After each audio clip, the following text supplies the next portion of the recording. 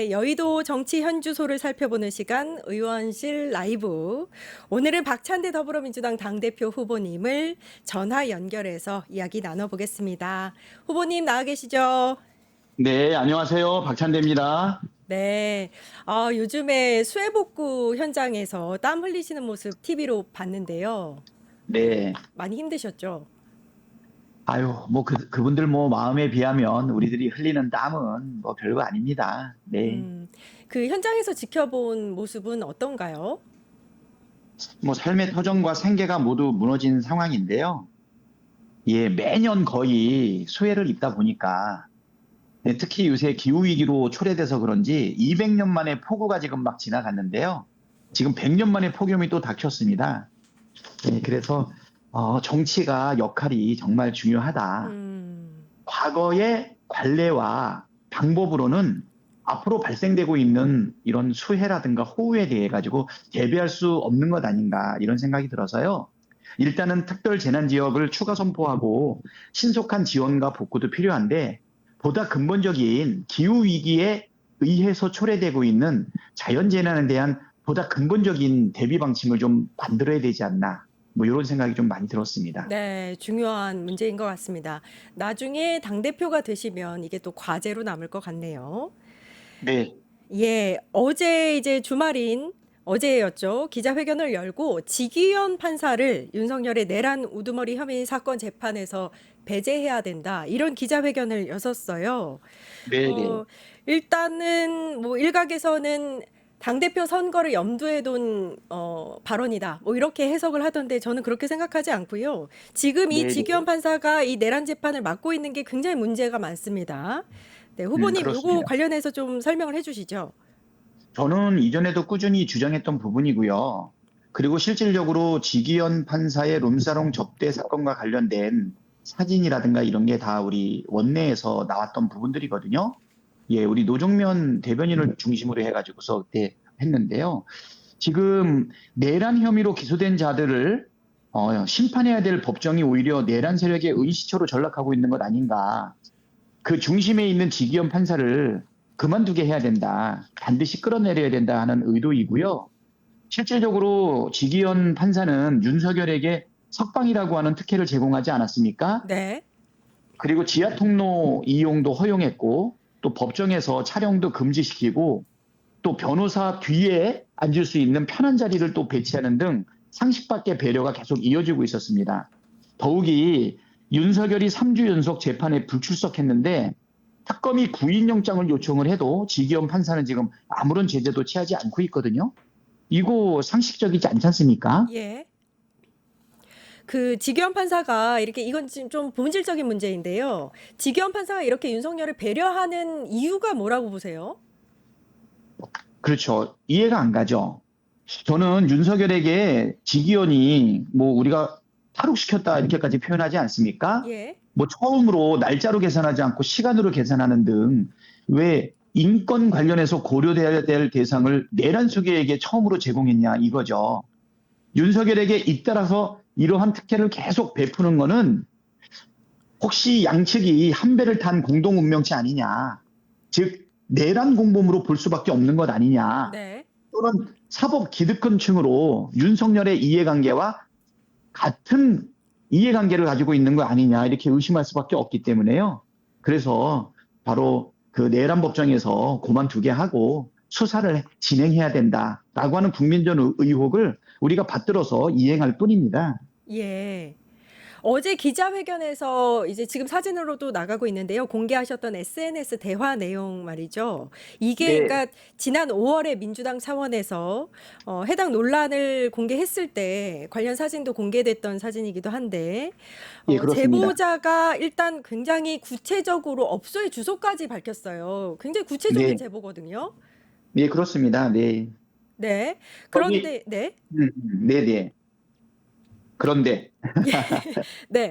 그런데 이 예, 메신저 대화에서 음, 윤희 평소 한 말이 있잖아. 흠결 있는 사람이 있어야 자기 말을 잘 듣는다. 요게 그러면 흠결 네, 있는 네, 사람이 누구냐를 생각을 해봐야 될 것 같은데 뭐 음, 음. 지기현이나 조희대를 말하는 거 아니냐 이 얘기가 있습니다.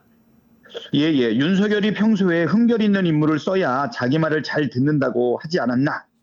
조희대를 대법원장에 임명한 것도 이유가 있을 것이라는 언급도 있어요. 네. 그래서 맥락상 흠결 있는 사람은 지기현 판사와 조희대 대법원장을 가리키는 것으로 해석할 수 있고요. 특히 접대 의혹을 구체적으로 증명할 업소의 주소를 언급을 했고요. 굉장히 구체적입니다. 그래서 저는 지난 5월 달에 대법원의 진상조사와 징계, 재판 배제를 요구했는데 더 이상 대법원의 조사 과정을 기다릴 수 없고 기대할 수도 없기 때문에 공수처에 의뢰한 거다. 예, 이렇게 말씀드립니다. 네. 방금도 말씀하셨지만 이제 민주당 원내대표일 당시에 후보님께서 직접 그 대법원의 진상조사, 징계, 재판 배제를 요구를 하셨는데 그 네네. 진상조사가 진행되는 것까지는 얘기를 들었는데 그 이후 얘기가 없거든요. 그럼 조사가 아직도 진행 중인가요? 글쎄요. 그래서 이제 대법원의 조사 과정에 대해서 더 이상 기대하기는 어렵지 않는가. 음, 그 생각이 좀 들지요. 예. 거기다가 이제 조희대 대법원장에 대해서도 사실 여러 가지 의혹이 많이 있지 않습니까? 네. 예, 예, 지금 그런 상황이기 때문에요. 제가 볼 때는 더 이상 기대할 수 없다. 그래서 공수처가 빨리 수사해라. 아니면 내란 특검이 빨리 수사해라. 뭐 그런 입장입니다. 네, 네. 내란 특검 내지는 공수처가 수사를 진행해야 된다. 그래서 일단 후보님께서는 공수처에 수사를 의뢰하신 거죠? 네네, 그렇습니다. 왜냐하면 네. 내란과 직접적인 연관성은 아직은 수사를 통해서 알아봐야 될 것 같고요. 공수처가 일단 지기현 판사에 대한 수사를 착수하고 또 필요하다라고 하면 내란 특검도 살펴볼 순 있을 것 같습니다.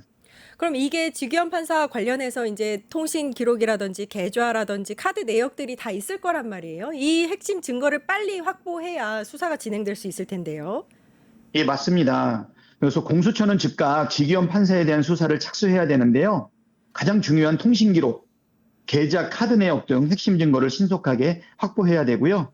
대법원은 지기현 판사에 대해서 지금이라도 빨리 인사 조치하고 내란 재판에서 배제해야 됩니다.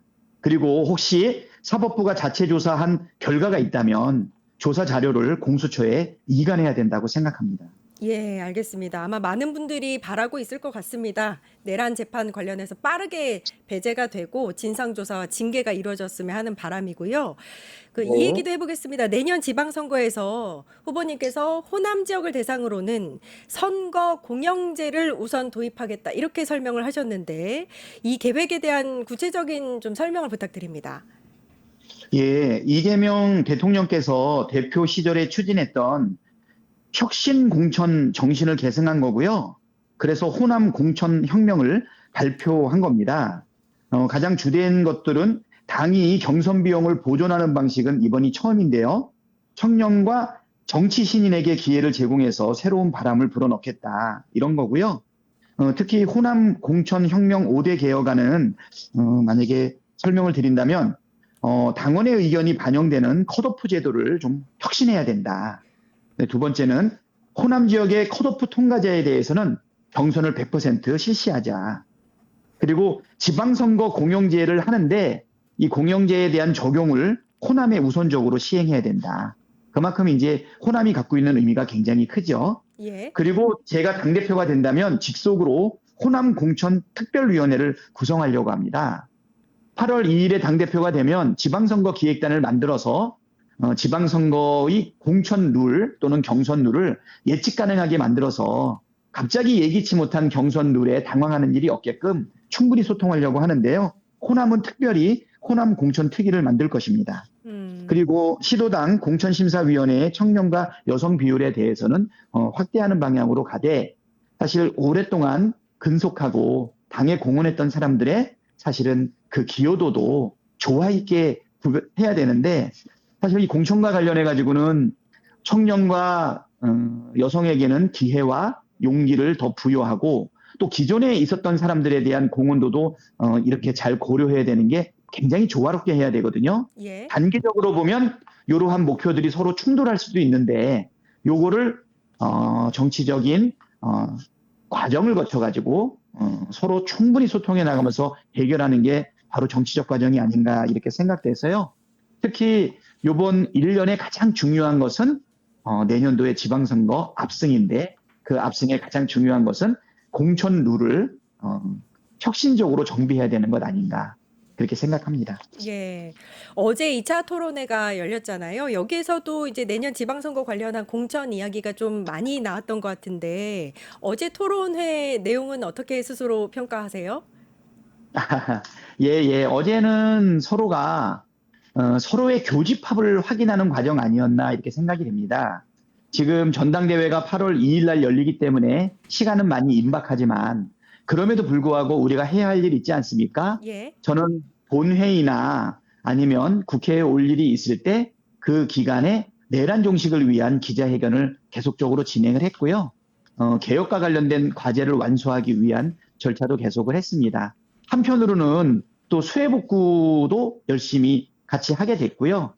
그리고 지금 우리 국민들이 가장 관심을 갖고 있는 부분이 그 관세 협상 아니겠습니까? 네. 최근에 일본이 깜짝 관세 협상을 타결을 해가지고 우리 대한민국에 같이 공조해서 할 수 있는 기회를 사실 없애버렸기 때문에 대한민국은 그 부분에 대해서 어떠한 자세와 국익을 위해서 어떻게 처리해야 될 것인가.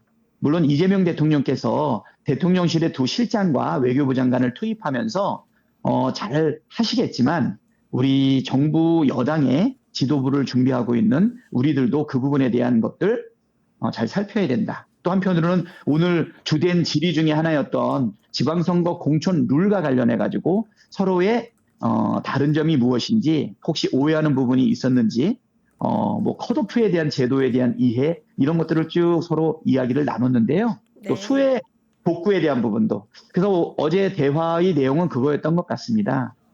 민주당 당대표, 집권여당의 당대표가 되기 위한 정 후보와 저의 서로 공통되는 교집합이 무엇인지 서로 살펴보고 의견을 교환했던 품격 있는 그래도 토론이 아니었나 이렇게 생각합니다. 만족스러운 토론이었다고 생각합니다. 네. 지금 토론의 내용들을 정리해 주시면서 여러 가지 과제들이 나왔던 것 같아요. 진짜 할 일이 많은데 빠르게 여당의 당대표가 세워졌으면 하는 그런 바람이 있는데 8월 네. 2일에 이제 호남권 네. 수도권 경선이 통합되어서 원샷 경선이 실시되잖아요. 네. 그러면은 이제 막판 전략이 있으실 것 같습니다, 후보님. 예, 이게 막판 전략은 아무래도 대선 기간을 포함해서 수년간 당대표를 준비했을 거로 짐작되는 정청래 후보에 대해서 제가 비교 우위에 있는 것을 얼마나 잘 홍보하고 그다음에 넓고 깊게까지 내릴 수 있느냐 하는 부분입니다.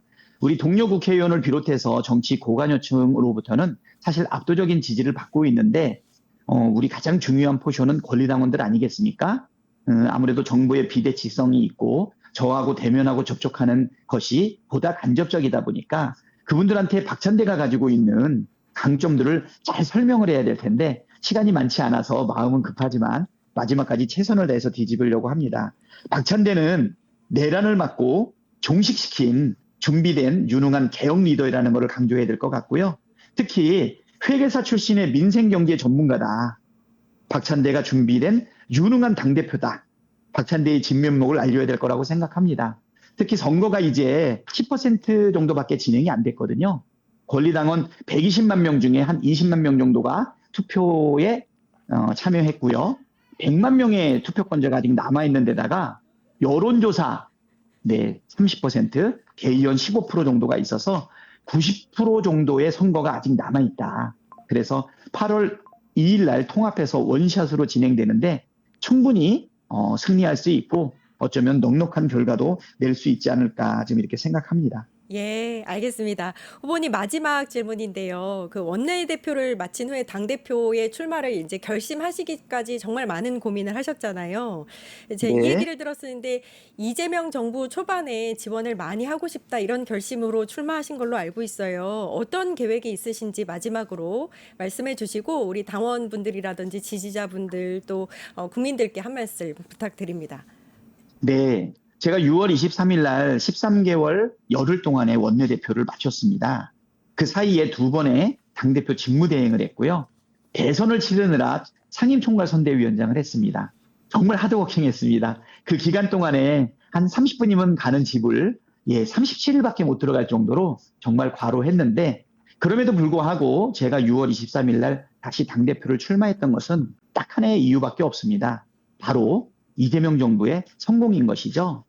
5년 뒤에 우리가 정권을 재창출하기 위해서 가장 중요한 것은 올 1년의 징검다리도를 어떻게 놓을 것이냐인데 국민들이 만들어준 이재명 정부, 국민 주권 정부가 성공하기 위해서 당과 정부와 대통령실이 하나가 돼야 될 텐데 지난 5년 동안 이재명 대통령과 함께 해왔던 제가 비서실장, 또 최고위원, 원내대표, 소속대변인, 당대표 직무대행, 그리고 총괄상임선대위원장으로 단 한 번의 전략 실패 없이 모든 성과를 냈던 제가 요 1년 동안을 뒷받침해야 되는 것 아닌가 그렇게 생각이 돼서요. 아까도 말씀드렸듯이 무난하게 실수 없이 내란을 막고 종식시켰던 준비된 유능한 개혁 리더다. 민생과 경제 전문가로 개혁, 민생 안정, 경제 성장을 동시에 추진할 수 있다. 이렇게 생각합니다.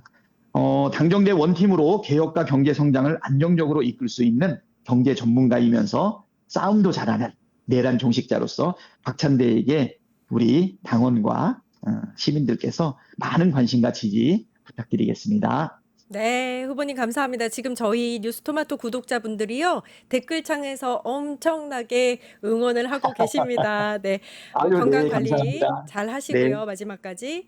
네, 네. 박찬대 더불어민주당 당대표 후보와 이야기 나눠봤습니다. 후보님 감사합니다. 유튜브 구독하고 실시간 채팅과 댓글을 남기시면 매일매일 7천 TTCO를 드립니다. 참여 방법은 통통물 어플을 다운로드하고 회원가입과 로그인을 해주세요. 마이페이지에서 나의 회원 고유 번호를 복사해주세요. 유튜브 구독 후 실시간 채팅이나 댓글창에 고유 번호를 한 번만 입력하면 준비 끝! 지금 유튜브 채팅과 댓글 쓰기 참여하고 실천 TTCO 받아가세요.